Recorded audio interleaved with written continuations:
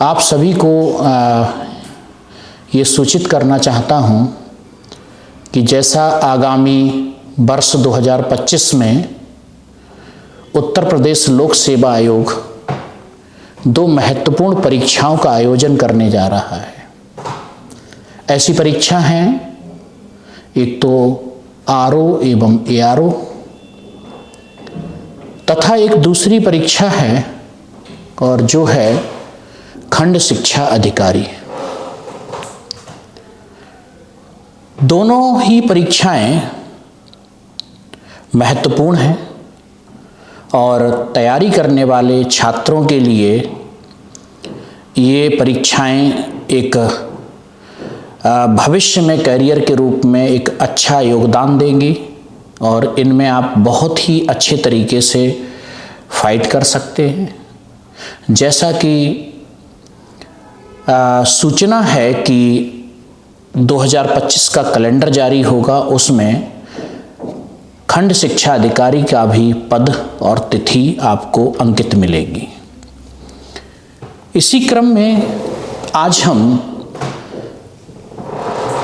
Class प्रारंभ करेंगे और उससे पहले ये कि हम ये क्लास आप सभी के लिए ऑनलाइन दे रहे हैं और ये मात्र ऑनलाइन क्लास नहीं है, बल्कि जो भी अभ्यर्थी हमारे क्लास ले रहे हैं उन अभ्यर्थियों को PDF फॉर्म में सेम क्लास का नोट्स मिलेगा।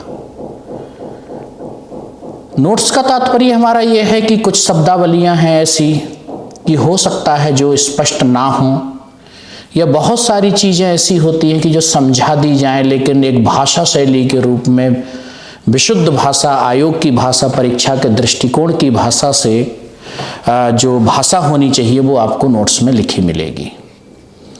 तो अभ्यर्थी, आपके लिए ये क्लास मात्र क्लास ही नहीं बल्कि ये क्लास आपको PDF फॉर्म में भी, नोट्स फॉर्म में भी मिलेगा। क्योंकि हम बहुत दिन से ये विचार कर रहे थे कि आखिर क्लास ऐसा हो कि जो वास्तविक क्लास लगे, यथार्थ क्लास लगे और उसका कंटेंट भी यथार्थ हो। इसी क्रम में आज हम प्रारंभ करने जा रहे हैं। आज ये पहला क्लास होगा, एक महत्वपूर्ण विषय ज्योग्राफी, भूगोल। क्योंकि ज्योग्राफी एक महत्वपूर्ण विषय है और जैसा कि विगत कई वर्षों में देखा गया है कि ज्योग्राफी का विशेष योगदान परीक्षा में रहता है। ज्योग्राफी एक समग्र, एक बड़ा पैक बनता है क्योंकि इसी से संबद्ध कृषि और ज्योग्राफी से ही संबद्ध एक बड़ा भाग है, वो है पर्यावरण। तो हम कृषि और पर्यावरण के अलग क्लास देंगे क्योंकि अब ये मात्र ज्योग्राफी का एक आयाम ही नहीं बल्कि ये एक विषय के रूप में देखे जा रहे हैं और विषय के रूप में अपनी महत्वता को जाने जाते हैं। तो अभ्यर्थियों, ज्योग्राफी मजबूत होती है तो निश्चित रूप से आपका पर्यावरण और कृषि भी मजबूत होती है। तो इसीलिए इसे एक समग्र रूप में देखें और इसके आयामों पर हम चर्चा आगे करेंगे। तो आज हम लोग प्रारंभ करेंगे ज्योग्राफी, और ज्योग्राफी में सबसे पहले शुरुआत आज हमारी रहेगी और वो रहेगी यूनिवर्स से, ब्रह्मांड से। अभ्यर्थियों, ब्रह्मांड खगोलिकी के प्रमुख चर्चा का विषय रहा और इसका अध्ययन भारत सहित विभिन्न विश्व के बौद्धिक वर्ग ने प्राचीन काल से किया। जैसा कि आप जानते हैं कि भारत में भी आर्यभट्ट एवं बारामिहिर जैसे खगोलविद रहे तथा विश्व स्तर पर भी विभिन्न विद्वान हुए। अभ्यर्थियों, जैसा कि जाना जाता है कि ज्योग्राफी की पहली परिकल्पना प्रारंभ हुई और ये परिकल्पना थी क्लॉडियस टॉलमी ने विधिवत अध्ययन किया ज्योग्राफी का और उन्होंने सबसे पहले जियोसेंट्रिक अवधारणा दी, जियोसेंट्रिक हाइपोथेसिस। मैं इस तरह से भी टर्मिनोलॉजी बोलूँगा कि जो इंग्लिश मीडियम के अभ्यर्थी हैं वो भी अच्छे तरह से इस क्लास को समझ सकें। तो हमारे क्लास में आपको किसी भी मीडियम के अभ्यर्थी को दिक्कत नहीं होगी, कोई समस्या उत्पन्न नहीं होगी, और जो PDF नोट्स भी है वो दोनों ही मीडियम में आपको मिलेगा, चाहे विशुद्ध हिंदी मीडियम, विशुद्ध इंग्लिश मीडियम। तो अभ्यर्थियों, सबसे पहले क्लॉडियस टॉलमी ने अवधारणा दी जियोसेंट्रिक। ये जियोसेंट्रिक अवधारणा क्या थी? जियोसेंट्रिक अवधारणा में इन्होंने कहा कि ब्रह्मांड के, ये इसे ब्रह्मांड मान रहे थे, ब्रह्मांड के केंद्र में पृथ्वी है, अर्थ है, और सूर्य सहित सारे ग्रह, सन सहित सारे ग्रह पृथ्वी के चारों ओर चक्कर लगा रहे हैं, चारों ओर रिवॉल्व कर रहे हैं, जिसे हिंदी में परिभ्रमण कहते हैं। सॉरी, हिंदी में जिसे चारों ओर चक्कर लगाना बोलते हैं, रिवॉल्व कर रहे हैं चारों ओर। अभ्यर्थियों, सारे ग्रह, ऐसी अवधारणा करीब 1400 साल तक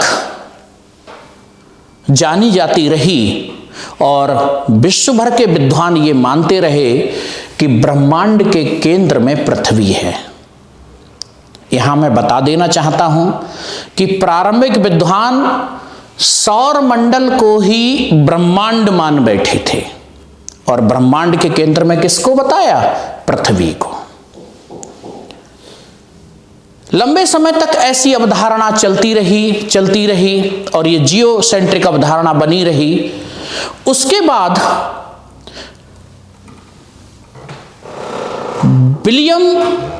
बाद अवधारणा आई हेलियोसेंट्रिक। हेलियोसेंट्रिक अवधारणा थी कोपरनिकस की अवधारणा थी। कोपरनिकस आधुनिक युग के खगोलवेत्ता थे, और कोपरनिकस ने अवधारणा दी कि पृथ्वी के केंद्र में, ब्रह्मांड के केंद्र में, हेलियो मीन्स कहते हैं सन, और केंद्र में सूर्य है, और पृथ्वी सहित समस्त ग्रह इस तरह से नहीं होते हैं, यूं करके होते हैं। समस्त ग्रह, सन सहित समस्त ग्रह अपनी अपनी कक्षाओं में, पृथ्वी सहित समस्त ग्रह, यहां पर अर्थ लिखता हूं मैं, अर्थ सहित समस्त ग्रह अपनी अपनी कक्षा में चक्कर लगा रहे हैं। ये मान लिया गया कि सभी ग्रह चक्कर लगा रहे हैं, किसका? सूर्य का। और इस अवधारणा को हेलियोसेंट्रिक अवधारणा कहा गया। ये एक क्रांतिकारी घटना थी, क्योंकि लगभग 1400 साल के बाद, टॉलमी का लगभग 140 ईस्वी का कॉन्सेप्ट था, और उसके लगभग 1400 वर्ष के बाद वो कॉन्सेप्ट पलट देना कि हेलियोसेंट्रिक अवधारणा अब आ गई, और पहले से पहले जियोसेंट्रिक मानी गई। आज क्या है? हेलियोसेंट्रिक। इस नवीन अवधारणा ने नवीन भूगोलवेत्ताओं के लिए, खगोलविदों के लिए एस्ट्रोनॉमिकल स्टडी में, खगोल के अध्ययन में विशेष रुचि पैदा की। और इस रुचि के ही क्रम में एक विद्वान आए 1805 में। 1805 का मतलब है मॉडर्न फेज। William Herschel. इन्होंने दूरबीन की विधि से,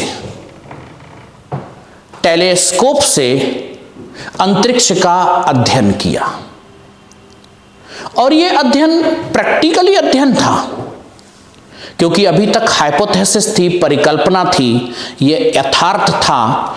और इन्होंने कहा कि ब्रह्मांड वास्तविक रूप में बहुत बड़ा है और ब्रह्मांड में अनन्यूमेरिकल मीन्स अनगिनत आकाश गंगाएं हैं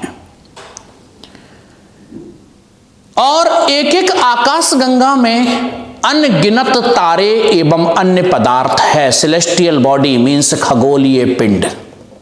और इन्होंने इनकी परिकल्पना को कुछ हम इस तरह से चित्र बनाएंगे कि इन्होंने कहा कि ब्रह्मांड बहुत बड़ा है। ये सारे डेटा हम आपको देंगे फैक्चुअल में, कितना बड़ा है, कितना माना जाता है। और इस ब्रह्मांड में अनगिनत आकाश गंगाएं हैं, गैलेक्सीज इसमें प्रेजेंट हैं और अनगिनत गैलेक्सी हैं। इन अनगिनत गैलेक्सियों में अनगिनत स्टार हैं, अनगिनत स्टार हैं। हम कम बना रहे हैं, थोड़ा इस पर समय नहीं लेंगे। अनगिनत स्टार हैं। ऐसी अनगिनत गैलेक्सियों में एक गैलेक्सी हमारी है जिसको आकाश गंगा कहा गया, जिसको मंदाकिनी कहा गया। वास्तविक रूप में इस मंदाकिनी का एक सूर्य, जिसे कहते हैं एक सूर्य, एक स्टार हमारा सूर्य है। मैं बता देना चाहता हूं कि मंदाकिनी में, इस गैलेक्सी में, हमारी गैलेक्सी मंदाकिनी नाम दिया गया, मिल्की वे, और इसमें एक तारा जो हमारा सबसे नजदीक का नियरेस्ट स्टार है वो है सन। तो ये सन है और इस सन के चारों ओर अन्य ग्रह एवं उपग्रह हैं, आपको दिख रहा होगा। और ये सारे ग्रह पृथ्वी सहित इसका चक्कर लगा रहे हैं। हमको थोड़ा बड़ा करना पड़ा जबकि ये बहुत एक टीनी पार्ट है, छोटा सा पार्ट है। मीन्स ब्रह्मांड में अनगिनत गैलेक्सियां और उन अनगिनत गैलेक्सियों में अनगिनत तारे, और ऐसी ही एक गैलेक्सी हमारी मंदाकिनी है, मिल्की वे है। और उसमें एक तारा जो हमारा सबसे नजदीकी तारा है और वो है सूर्य। और इसी के द्वारा, इसी के इर्द गिर्द समस्त आठों ग्रह, अन्य उपग्रह, क्षुद्र ग्रह, तमाम खगोलीय पिंड इसका चक्कर लगा रहे हैं और इस सब को मिलकर कहते हैं सोलर सिस्टम, सौर तंत्र। मीन्स सौर तंत्र हमारी गैलेक्सी का एक छोटा सा भाग है अभ्यर्थियों। तो जब छोटा सा भाग है तो ये तो हाइपोथेसिस थी, प्रैक्टिकली ये तो बिल्कुल बदल गई।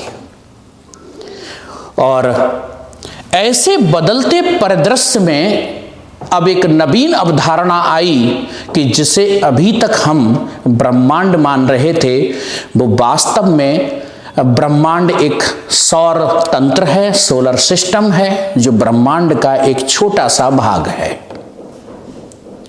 यहीं से अध्ययन की दिशा और दशा परिवर्तित हुई और इसी दशा दशा परिवर्तन में विभिन्न विचारक आए। उन विचारकों ने अपने अपने सिद्धांत प्रस्तुत किए, जैसे बिग बैंग थ्योरी, जिसे महाविस्फोट सिद्धांत कहा जाता है। और इस सिद्धांत के जनक थे जॉर्ज लेमेंटियर। मैं बता देना चाहता हूं कि कभी कभी प्रश्न ऐसे आते हैं कि यहां पर मैचिंग लिस्ट, तो सारे थिंकर्स के बारे में और उनके सिद्धांतों के प्रिंसिपल के बारे में मैं बताऊंगा, और जिनमें से सर्वाधिक मान्य है बिग बैंग थ्योरी, जिसे हिंदी में महाविस्फोट सिद्धांत भी कहा जाता है। अन्य सिद्धांत भी थे जो कई बार आते हैं परीक्षा में, जैसे स्फीति सिद्धांत, इन्फ्लेशनरी थ्योरी, ये थ्योरी थी एलन गुथ की। एक और सिद्धांत आया था, सतत सृष्टि सिद्धांत, स्टेडी स्टेट थ्योरी, इसको दिया था थॉमस गोल्ड और हरमन बॉडी ने। उसके बाद एक और सिद्धांत आया था दोलन सिद्धांत, पल्सेटिंग यूनिवर्स थ्योरी, इसको दिया था एलन संडेज ने। तो इस प्रकार के ये 4 सिद्धांत जो कि महत्वपूर्ण सिद्धांत थे, इन्हें वर्तमान में इनमें से सबसे ज्यादा मान्य जो सिद्धांत है, जिसे आधार माना जाता है ब्रह्मांड की उत्पत्ति का, और ये है बिग बैंग सिद्धांत। क्या है? बिग बैंग सिद्धांत है। स्टूडेंट्स, यहां ध्यान देने वाली बात है कि बिग बैंग जो सिद्धांत है, और इसका प्रतिपादक एक बार फिर बोल देता हूं, जॉर्ज लेमेंटियर हैं। और इन्होंने कहा कि ब्रह्मांड की जो उत्पत्ति है, अकॉर्डिंग टू एनसीईआरटी 13.7 अरब वर्ष बिलियन ईयर एगो, 13.7 अरब वर्ष पहले, अरब वर्ष पूर्व, 13.7 बिलियन ईयर एगो ये ब्रह्मांड का उत्पत्ति हुआ। और नोट कई जगह आपको बुक्स में, टेक्स्ट बुक्स में मिलेगा, ये 15 अरब वर्ष पहले। तो इसमें कोई बड़ा अंतर नहीं है, ना इतने डिफरेंस है। वो पूछेगा कि कौन सा सही है, गलत है। अगर असर कहीं भी कथन में कोई भी आता है तो डेटा गलत नहीं माना जाएगा, मतलब आप उस कथन को या उस बिंदु को गलत ना माने, चाहे 13.7 अरब वर्ष पहले लिखा हो या 15 अरब वर्ष पहले। जॉर्ज लेमेंटियर ने थ्योरी दिया, जॉर्ज लेमेंटियर ने थ्योरी दिया बिग बैंग सिद्धांत, बिग बैंग थ्योरी। इन्होंने कहा, और यह सिद्धांत आज सर्वमान्य सिद्धांत है। और इस सिद्धांत में इन्होंने कहा, बाकी कई भूगोलवेत्ताओं ने इस सिद्धांत पर समर्थन भी दिया है, और इसीलिए ये सिद्धांत आज क्या है? सर्वाधिक मान्य है। इन्होंने कहा कि आरंभ में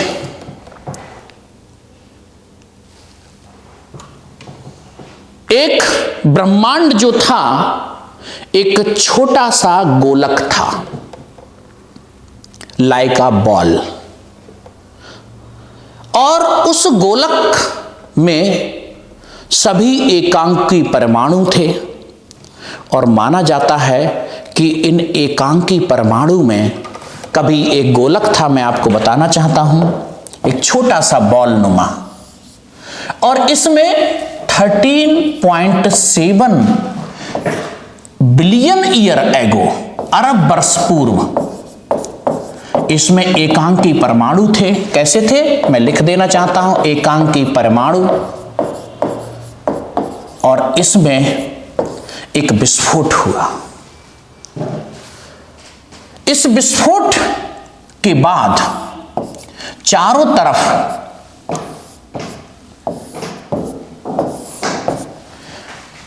गैस, खगोलीय पिंड एवं अन्य पदार्थों का बिखराव हुआ, अन्य पदार्थों का बिखराव हुआ। और ब्रह्मांड जो था वो चंद समय में, एनसीईआरटी में लिखा है 1 सेकंड में, लेकिन तमाम पुस्तकों में लिखा है कि 1 मिनट में। और यहां पर मैं 1 मिनट को ही मानूंगा कि ब्रह्मांड का विस्तार 1 मिनट के अंदर लगभग पूर्ण हो गया। उसके बाद ब्रह्मांड के विस्तार की दर है जो कम हो गई। और 3 मिनट के अंदर ही, ये मैं भाषा बोल है जो एनसीईआरटी में लिखा गया है, 3 मिनट के अंदर ही प्रथम परमाणु का निर्माण हुआ। और इस तरह ब्रह्मांड का विस्तार हुआ। और यह विस्तार अल्प समय में ही हो गया, लेकिन दर कम हुई और धीरे धीरे ये ब्रह्मांड आज भी विस्तार कर रहा है, ऐसा माना गया है। कहते हैं ना, एक्सपेंशन थ्योरी दिया था, universe expansion theory by Edwin Hubble. Hubble साहब ने इसको क्लियर कहा है। हब्बल साहब ने तो यहां तक कहा है कि ब्रह्मांड लगातार फैल रहा है, और जो अभी भी फैल रहा है। तो इन्होंने कहा, मैं यहां पर बताऊंगा अभी और आगे, हब्बल साहब की थ्योरी को भी पहले से कंप्लीट कर लेता हूं कि आखिर ये कैसे हुआ। माना जाता है कि अभ्यार्थियों कि ऐसे बादल, मैं वहीं लौट कर आता हूं, एवं खगोलीय पिंड पूरे फैल गए थे, और फैलने के बाद ऐसे पिंड बहुत तेज गति से, यहां पर वेलोसिटी का बड़ा रोल रहेगा, बहुत तेज गति से ब्रह्मांड में चक्कर लगा रहे थे। और यहां पर गति के कारण, चूंकि पिंड और गैसों के बादल थे, और सबसे ज्यादा हाइड्रोजन और हीलियम, क्वेश्चन आता है, तो हाइड्रोजन और हीलियम के बादल थे, और यहां पर ये घनीभूत होने लगे। घनीभूत से मतलब होता है accumulation of the gases, particles, dust particles. और घनीभूत होने लगे तो कुछ पिंड फिर से बड़े होने लगे, और वेलोसिटी थी, इनका घनत्व होने लगा। अगर आप, जो लोग भी फिजिक्स के जानने वाले होंगे, तो वो सीधे देखते होंगे कि अगर किसी पिंड का घनत्व बढ़ता है तो उसका आयतन कम हो जाता है, वॉल्यूम कम हो जाता है। लेकिन मैं यहां पर इसका जस्ट अपोजिट बोल रहा हूं। वो क्यों होगा? फिजिक्स को तो नहीं बदल सकता मैं, वरना अगला नोबेल प्राइज मेरे ही नाम पे होता है ना। तो बच्चों, लोग कहते हैं कि अगर किसी पिंड को तेज गति दी जाए तो उसका घनत्व बढ़ता है, तो उसका आयतन कम होना चाहिए। लेकिन ये पिंड ऐसे क्लाउड में, ऐसे बादलों में है कि गति के कारण इसका घनत्व भी बढ़ रहा है, और इसकी बॉडी से, सरफेस से अन्य पिंड चिपक रहे हैं। तो इसीलिए इसका जितना कम आयतन होना चाहिए, उससे ज्यादा आयतन बढ़ रहा है, वॉल्यूम बढ़ रहा है। तो इसीलिए हम यहां पर लिखेंगे, जो कि ड्यू टू हाई वेलोसिटी, इसका क्या हो रहा है? Due to high velocity, velocity गति इसका हाई है जिन पिंडों का, तो इसका डेंसिटी, घनत्व बढ़ रहा है, और इसका वॉल्यूम, आयतन भी बढ़ रहा होता है। ऐसा हर जगह जगह जगह जगह चल रहा होगा, मैं तो कुछ ही जगह की बात करूंगा। तो ये माना गया कि ऐसा हुआ है, जिस कारण अभ्यार्थियों धीरे धीरे कई जगह पर ऐसे उच्च घनत्व, उच्च आयतन के फिर से परमाणुओं का, फिर से ऐसे ऐसे बड़े पिंडों का जनन हुआ होगा। ये अरबों साल में चलने वाली प्रक्रिया है, और जिनसे पुनः विस्फोट, और फिर से ऐसे बादल फैले, फिर से ऐसे बादल बने, फिर से ये हुआ, पुनः विस्फोट हुआ। मैं जल्दी जल्दी बनाता हूँ। पुनः विस्फोट हुआ और ऐसे बादल बने, और इनमें पुनः विस्फोट हुआ और ऐसे बादल बने। और माना जाता है कि ऐसे बादल, पिंड और इनके, और इसी तरह इस तरह ये घटना अकॉर्डिंग टू ज्योग्राफी ये 4 बार घटी है। मैं 4 बार जाऊंगा तो बहुत लंबा जाके बनेगा, जैसे होता ना कि परमाणु श्रृंखला होती है, इस तरह से। तो देखा जाए तो मैं यहीं पर 2 चरण में ही खत्म करूंगा, क्योंकि बहुत लंबा ग्राफिक्स हो जाएगा। तो यहां पर क्या होता है कि इसे गोल गोल दिखा दूंगा फाइनली, कि जिस तरह से आपको ये गुच्छे दिख रहे हैं, ये गुच्छे ही एक तरह से पूरे ब्रह्मांड बना, और यही गुच्छे आकाश गंगाएं बनी। तो आकाश गंगा का जन्म एकमात्र बॉल लाइक स्ट्रक्चर से, एकांकी परमाणु से हुआ है। और इस पर स्टीफन हॉकिंस ने भी काम किया। उन्होंने भी अपनी पुस्तक में, अपनी बुक में इस थ्योरी को माना है। उन्होंने तो यहां तक कहा कि मटर के दाने के बराबर एकांकी परमाणु से उदय हुआ है, जिस पर रिसर्च भी की गई थी। और हिग्स बोसान, जिसे गॉड पार्टिकल कहते हैं, वहां भी कहा गया है कि मात्र 2 प्रोटॉन की टक्कर से एक मास बना और उस मास से ही पूरे ब्रह्मांड का जन्म हुआ। ये मैं भी थोड़ा शॉर्ट में बोल रहा हूं, आगे इस पर मैं विस्तृत बात करूंगा। अभ्यर्थियों, इस तरह ये ब्रह्मांड बना। इसका जो मैं ग्राफिक्स अगर लेकर जाऊं तो कुछ इस तरह से मैंने बताया कि फाइनली ये ब्रह्मांड बना। और इसमें बादल जैसे बने, ये बादल जैसे बने, क्लाउड, जिस क्लाउड में सबसे ज्यादा क्या था, हाइड्रोजन और हीलियम। ओके, और ऐसे क्लाउड को, ऐसे एक आकाश, पूरा ब्रह्मांड और ऐसे क्लाउड को हमने क्या बोला, आकाश गंगाएं। और ऐसी आकाश गंगा बादल थे हाइड्रोजन हीलियम के, हाइड्रोजन के मॉलिक्यूल्स के, परमाणुओं के। और ऐसे ही परमाणु धीरे धीरे, मैं इस पर डिटेल में आ जाऊंगा, अब मैं उसको लेकर आता हूं। फिर से ये आपने देख ही लिया है कि किस तरह से 4 बार ऐसे विस्फोट माने जाते हैं। ओके, और विभिन्न चरणों से ये गुजरा है और फाइनली क्या बना है, एक ब्रह्मांड बना है। अभ्यर्थियों, मैं इसको, ये ब्रह्मांड बन गया और ब्रह्मांड में फिर से लौट कर आ गया, क्या बनी, बादल, आकाश गंगाएं, हाइड्रोजन और हीलियम के क्लाउड। माना जाता है इन क्लाउड के अंदर कुछ गुच्छे, जिसे कहते हैं पुंज, बनने लगे। कुछ पुंज बने, मैं कलर ऐसा कर देता हूं आपको दिखे, कुछ पुंज बने, गैसेस के पुंज, गुच्छे इकट्ठी होने लगी, संघनन होने लगा, कंप्रेस्ड होने लगी। और ऐसी कंप्रेस्ड वाले एरियाओं पर जगह जगह हाइड्रोजन, ड्यू टू क्या होता है कि जब हाइड्रोजन के मॉलिक्यूल्स आपस में टकराए तो इनसे क्या हुआ कि temperature, due to high velocity, molecules of hydrogen एक दूसरे से टकराए और टकराने के बाद यहां पर क्या हुआ, पर्टिकुलर जगह पर तापमान बढ़ा, टेम्परेचर हाई हुआ। और टेम्परेचर जब हाई हुआ तो यहां पर हाइड्रोजन के मॉलिक्यूल्स थे, किसके थे, हाइड्रोजन, और ये ताप हाई हुआ और यहां पर नाभिकीय संलयन की प्रक्रिया शुरू हुई, न्यूक्लियर फिजन की प्रक्रिया शुरू हुई और हाइड्रोजन हीलियम में बदलने लगी। Hydrogen converted into helium.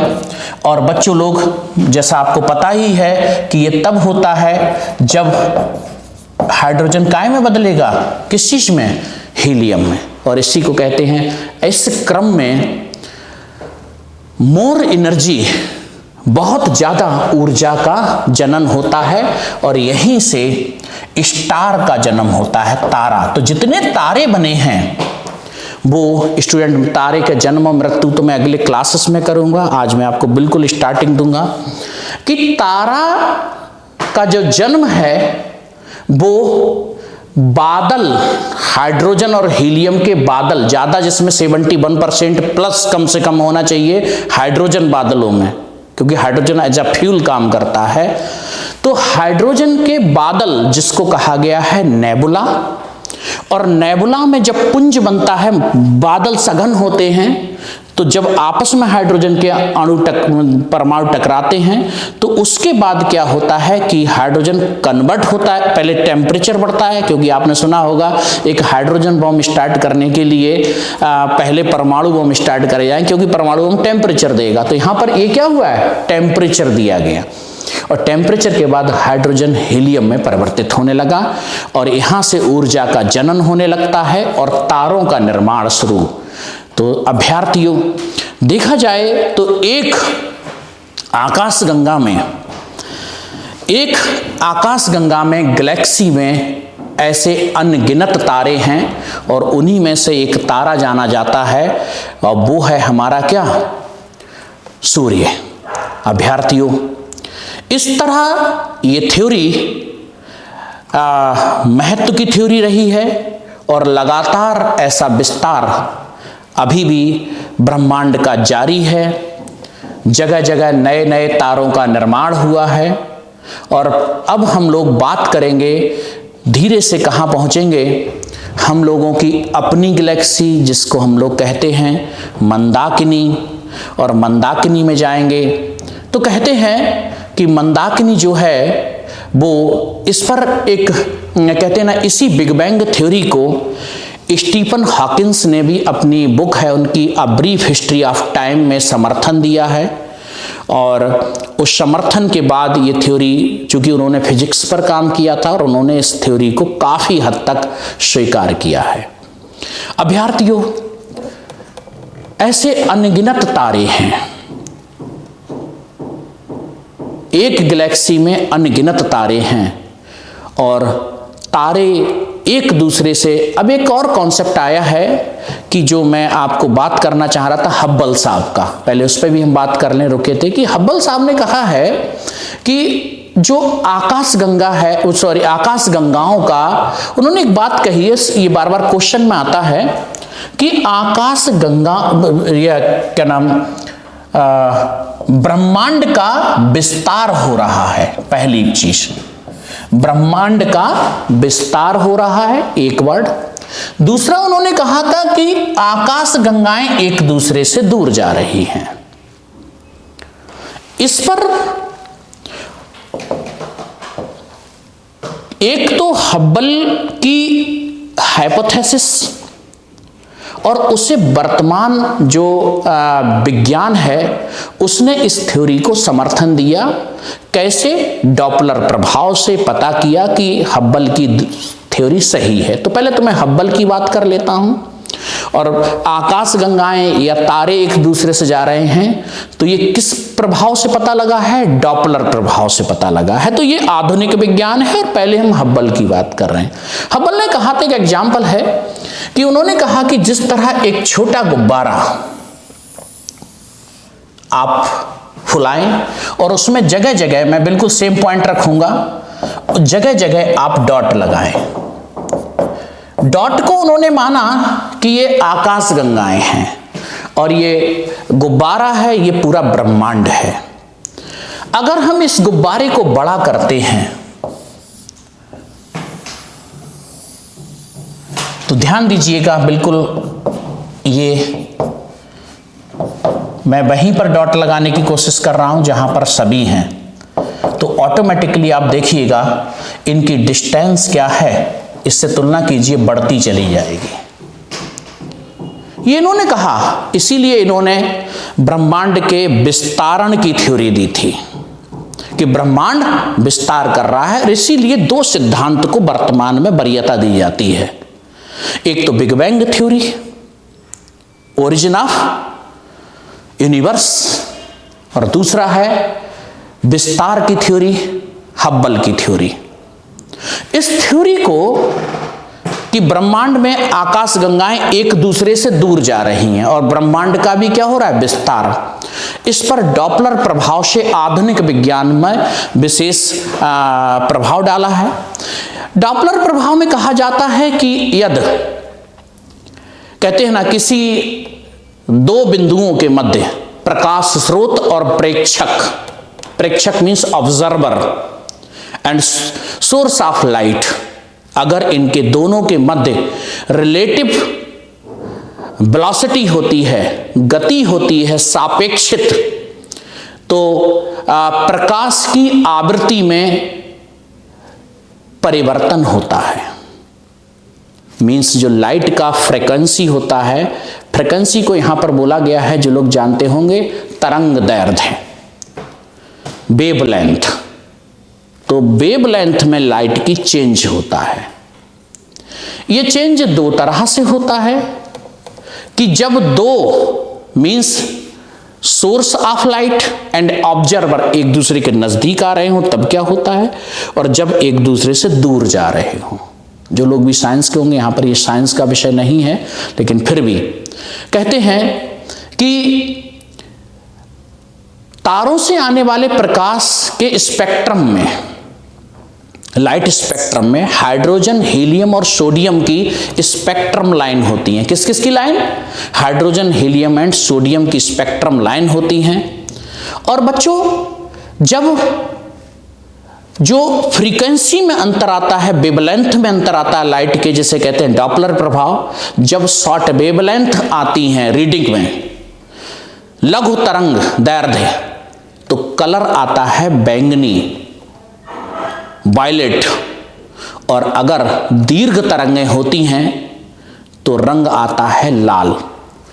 जब प्रकाश स्रोत और ऑब्जर्वर, प्रेक्षक पास आ रहे होते हैं तो लघु तरंगें आती हैं, मीन्स बैंगनी। और जब दूर जा रहे होते हैं तो दीर्घ तरंगें होती हैं रेड कलर।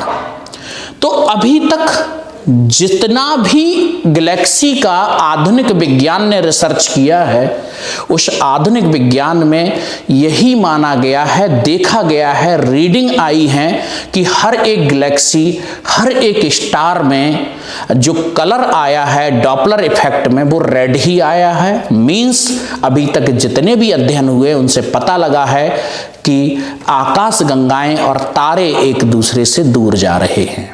तो अभ्यर्थियों, यहां तक आप समझे होंगे कि ये स्थितियां क्या हैं, कैसी स्थितियां हैं। और इसके बाद हम लोग बात करेंगे गैलेक्सी और निहारिका पर। और अगर जाहिर सी बात है कि हम गैलेक्सी और निहारिका पर बात करेंगे तो फिर हम सिर्फ और सिर्फ बात करेंगे मंदाकिनी, जो कि हमारी आकाशगंगा है और वही सिलेबस का पार्ट है। अभ्यर्थियों, निहारिका बहुत सारी हैं, अनगिनत, उनमें से एक निहारिका हमारी है। और जो निहारिका है हमारी, नेबुला, सीधे बोला गया निहार शब्द है, हिंदी में हम बोलते हैं निहारिका, इंग्लिश में इसको क्या बोलते हैं? गैलेक्सी। और निहारिका जो है, निहार शब्द, निहार है एक संस्कृत शब्द जिसका अर्थ होता है कोहरा, मीन्स धुआं और धुंध का बादल। और इसमें एक कहते हैं ना कि प्रकाश का पुंज होता है। तो निहारिका जो शब्द है वो संस्कृत के शब्द निहार से ड्राइव्ड हुआ है और निहारिका को लैटिन भाषा में नेबुला बोला गया है। तो नेबुला कुछ नहीं है, बादल जैसा है, गैस और धूल के कण का। तो जैसा मैंने आपको बताया था कि ब्रह्मांड में बहुत सारे गैलेक्सियां हैं और उन गैलेक्सियों में एक गैलेक्सी है, और वो कौन सी है? ये है हमारी मंदाकिनी। मंदाकिनी, इसको हम लोग बाहर लेकर आते हैं। ये मंदाकिनी, जिसे नेबुला कहा जाता है इंग्लिश में, लैटिन वर्ड के अनुसार, ये मंदाकिनी प्लेट नुमा स्ट्रक्चर की है। और इसको कहते हैं ना कि बादल है, और इसमें 3 रोटेटेड आर्म्स पाई जाती हैं, 3 घूर्णनशील भुजाएं। भुजाएं का मतलब यूं नहीं, भुजाओं का मतलब है लेयर ऑफ क्लाउड्स, बादलों की परतें। और ये परतें कंसंट्रेशन ऑफ हाइड्रोजन से देखी गई हैं कि हाइड्रोजन का कंसंट्रेशन कहाँ ज़्यादा होता है। तो इस पर मैं पहली परत की बात करूंगा। तो पहली जो परत से मतलब होता है सेंटर पॉइंट। अभ्यर्थियों, इसको कुछ इस तरह से देखेंगे, जो सबसे मध्य भाग होता है ये। उसके बाद दूसरा भाग हम लोग लेंगे, तो दूसरा भाग हम लोग कह सकते हैं कि मध्य भाग, middle rotating arms, central arms, middle rotating arms. और तीसरा भाग हम लोग कहेंगे, तो तीसरे भाग में हम लोग बोलेंगे आउटर रोटेटिंग आर्म्स। इसीलिए हमारी जो मंदाकिनी है, उस मंदाकिनी को सर्पिलाकार मंदाकिनी कहा जाता है, स्पाइरल कहा जाता है, प्लेटनुमा कहा जाता है। और पूरी मंदाकिनी को, जो हमारी गैलेक्सी है, ये 3 भुजाओं में वितरित है, 3 आर्म्स में।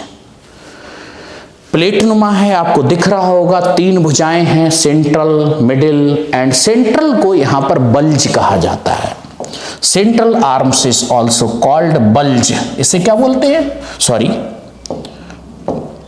इसे बल्ज बोला जाता है, इसे बल्ज कहा जाता है। ये सेंट्रल को बल्ज, हिंदी इंग्लिश दोनों में बल्ज।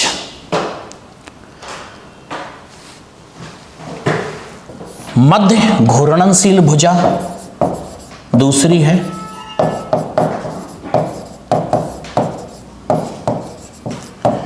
और बाह्य घूर्णनशील भुजा।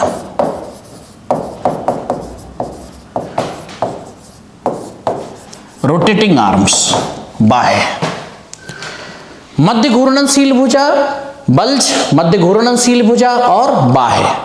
अभ्यार्थियों, ये एक बादल है और बादल में density of hydrogen and helium clouds and other carbon, dust particle and celestial, all खगोलीय पिंड जिन्हें सेलेस्टियल बॉडीज कहते हैं, उनके कारण इसका अलग अलग हम लोगों ने क्लासिफिकेशन किया हुआ होता है। जैसे कि अगर कोई बादल उड़ता है तो सबसे ज्यादा, सबसे पहले जब बनी होगी, तो आप लोग ध्यान दीजिएगा, सबसे ज्यादा बादल किसमें होंगे? ध्यान दीजिएगा इस विषय पर, और ये आगे क्वेश्चन में आप देखेंगे तो कॉन्सेप्ट सब काम आएगा। सबसे पहले स्टार जो बने होंगे वो सबसे पहले केंद्र में बने होंगे, यानी कि बल्ज में, क्योंकि इस यहां पर 2 चीजें होंगी। एक तो स्टार का फॉर्मेशन सबसे पहले हुआ होगा, क्योंकि यहां पर हाइड्रोजन सबसे ज्यादा होगा। दूसरा, यहां पर कहते हैं ना कंसंट्रेशन, स्टार केंद्र पर बहुत होंगे। तो बल्ज पर 2 बातें कि यहां सबसे पुराने स्टार होंगे, बल्ज में सबसे पुराने तारे होंगे, यानी सबसे पहले बने होंगे, और यहां पर संकेंद्रण तारों का बहुत होगा। एक बात और भी ध्यान दीजिए कि जो आगे यूनिट में काम आएगा, ब्लैक होल में। मैं एक एक चीज, देखिए हमारे क्लासेस को जब आप एक क्लास से तीसरा देखेंगे तो और ज्यादा क्लियर होगा, जब आप छठा देखेंगे तो और ज्यादा क्लियर होगा। और ज्योग्राफी बेसिकली कहते हैं ना, एक कपड़ा बुनकर की तरह होता है, जिसमें एक बुनकर, एक आर्टिस्ट, जैसे आपने कला देखा होगा, बुनकर देखे होंगे, वो एक एक धागे को परोते हैं और देखता है कि फाइनल कृति कुछ और निकलती है। ऐसी आपने पेंटिंग देखा होगा, यूं यूं करके ब्रश मारते हैं लेकिन कुछ और कृतियां निकलती हैं। तो ज्योग्राफी से निष्कर्ष निकलता है। आप फैक्ट से पढ़ेंगे तो कितना पढ़ेंगे, जैसा परीक्षा का दृष्टिकोण बदल रहा है, फैक्ट से पढ़ने वाले लोग फेल होते जा रहे हैं, तो आप थ्योरी से फैक्ट पढ़िए, फैक्ट से थ्योरी नहीं। तो अभ्यार्थियों, बल्ज जो है उसमें पुराने तारे बनेंगे, क्योंकि सबसे ज्यादा यहां पर हाइड्रोजन होगा, जो मैंने अभी बताया था, hydrogen converted into helium due to nuclear fusion. और जो संकेंद्रण है वो भी ज्यादा होगा, यानी कि ये बहुत आगे मैं ध्रुव तारे वगैरह में सब में कॉन्सेप्ट में कराऊंगा, ये कॉन्सेप्ट आगे काम आएगा। अभी आप कॉन्सेप्चुअल लेवल पर बात करते हैं हम लोग। उसके बाद जब जब तारे बाहर की ओर जाएंगे तो तारे, अभ्यार्थियों, अगर हम एक ही लाइन पर चलते हैं तो अगर हम यूं करके बाहर जाएं तो तारे बाहर की ओर, एक तो संकेंद्रण कम होगा, और जनरली अगर मैं आपसे पूछना चाहूं तो बाहर की ओर कहीं भी आप जाइए, तारों की आयु केंद्र से बाहर की ओर कैसे होंगे? नवीन होते जाएंगे, नवीन, क्योंकि ज्यादातर तारे केंद्र में बन चुके हैं। और ध्यान दीजिएगा, तारा ही आगे क्या बनता है, मैं थोड़ा आगे की बात कर लेता हूं, ये आगे काम आएगा। तारे ही जब खत्म हो जाते हैं तो ब्लैक होल बनते हैं। पुराने तारे ब्लैक होल कितने बड़े होंगे ये आगे बात बताऊंगा। इसमें चंद्रशेखर सीमा है 1.4 ms लिमिट, और वो आगे बताऊंगा न्यूट्रॉन तारा क्या होता है, ब्लैक होल तारा क्या होता है, ब्लैक ड्वार्फ क्या होता है, व्हाइट ड्वार्फ क्या होता है, कहां से उसका क्लासिफिकेशन होता है। लेकिन अभी आप इस पे समझिएगा कि ये ब्लैक होल होता है, पुराने तारे होते हैं और यहीं से ब्लैक होल भी बनते हैं, और इस जगह पर सबसे ज्यादा ब्लैक होल यहीं पाए जाते हैं केंद्र में, क्योंकि पुराने तारे सबसे पहले बने थे तो सबसे पहले खत्म भी होंगे, और यही ब्लैक होल से गुरुत्वाकर्षण बल होता है, और ये गुरुत्वाकर्षण बल जनरेट होता है, ग्रेविटेशनल फोर्स, और ये पूरी की पूरी गैलेक्सी को रोटेट करने में ये अपना रोल प्ले करता है अभ्यार्थियों। और ऐसी स्थितियों में यहाँ से जो हमारा तारा है, अगर मैं आपको एक चीज और बताना चाहता हूं कि हमारा तारा है, तो वो हमारा तारा इस मध्य भुजा में है। इसको मैं आगे बड़ा कर दूंगा।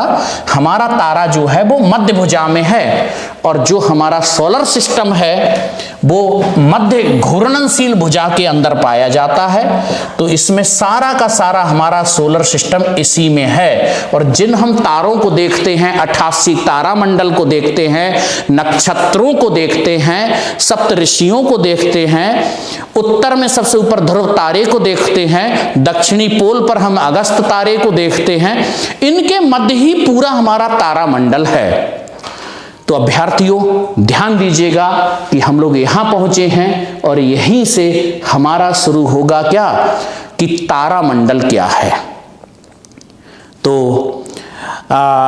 इतनी चीज पर हम विराम देंगे। अगला पार्ट हम यहीं से स्टार्ट करेंगे, सेम ग्राफिक्स से, क्योंकि हम लोग पार्ट टू पार्ट क्लास शुरू करेंगे। अभी आप पर ज्यादा बर्डन नहीं देंगे। अभी आज लास्ट आप बस इतना समझे हैं कि गैलेक्सी ऐसी होती है जिसकी 3 भुजाएं होती हैं, और 3 भुजाओं में एक बल्ज होता है, बल्ज पर सबसे ज्यादा तारे होते हैं, संकेंद्रित होते हैं, पुराने तारे होते हैं, मैं बताना, और यहीं पर सबसे ज्यादा ब्लैक होल होते हैं। कहना तो मैं ये चाहता हूं कि इसे हम लोग क्या बोलते हैं, क्वासर।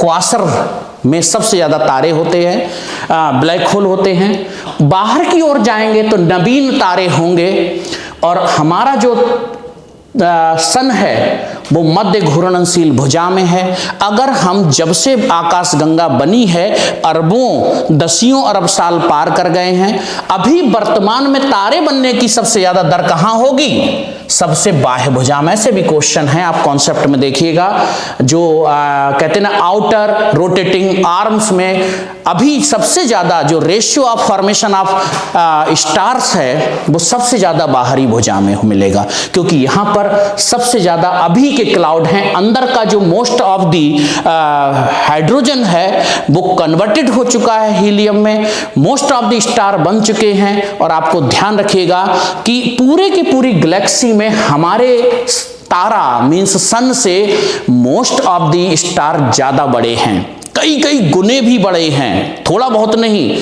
और ज्यादातर बड़े अंदर हैं।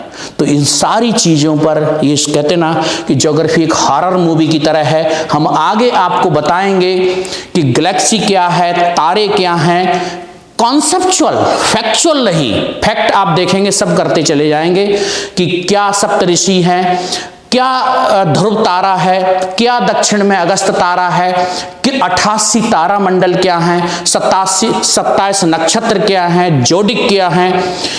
इन पूरे के पूरे चीजों का हम अपने क्लास वाइज समाधान करेंगे। तो धन्यवाद आज के लिए, आज हम यहीं पर क्लास रखेंगे और आगे मिलते हैं यहीं से। आप सभी के लिए पुनः धन्यवाद।